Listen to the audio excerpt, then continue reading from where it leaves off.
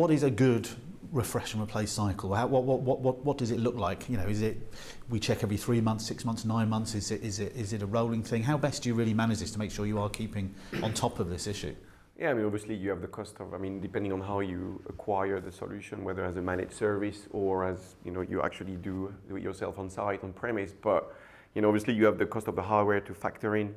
Usually hardwares, we will have a lifespan, obviously, of can go up to 10 years, 20 years, whatever you. But typically, yeah, as Mark said, 3 to 5 years. But then obviously there's one thing that customers need to take into account are the firmware upgrades. Obviously, you know, if I look again at us, you know, we have 1 or 2 major releases a year. Obviously, there's all the bug fixing and so on and so forth.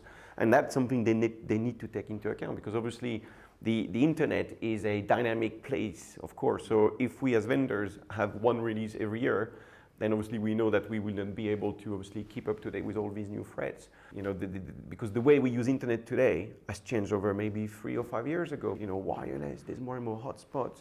You know, BYOD or mobile devices connecting. That means that an organization today will probably get more connection requests that they might have had 2 years ago. So that means that there is more demand put onto the firewall. And if the firewall has been sized for, I don't know, 100 users, and all of a sudden you might end up with 200 users because you have all your guests. So yeah, 3 to 5 years would be a reasonable, you know, life cycle for a next generation firewall or any other kind of IT security equipment. Okay. Mark, from the research that you did, looked at a number of different areas, of course. Any other key highlights that came out of that you think are particularly relevant to this discussion? Yeah, I think that the surprising thing is how few people actually knew.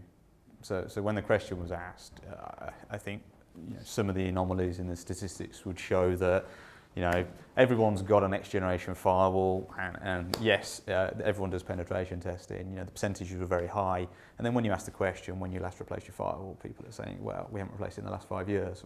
Certainly, you know, 1 in 7 hadn't.